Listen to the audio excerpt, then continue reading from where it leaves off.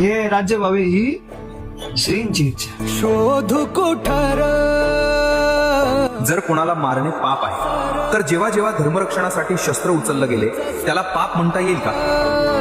महाराजांच्या टायमाला युद्ध व्हायचे, त्यांनी कितीतरी लोकांना मारलं, कितीतरी सैन्याला मारलं, परंतु त्यांना त्याचं पाप कर्म कधी लागणार नाही. का लागणार नाही? कारण की ते नेहमी काय बोलायचे, हे राज्य व्हावे ही श्रींची इच्छा. कारण हे राज्य व्हावे ही तो श्रींची इच्छा.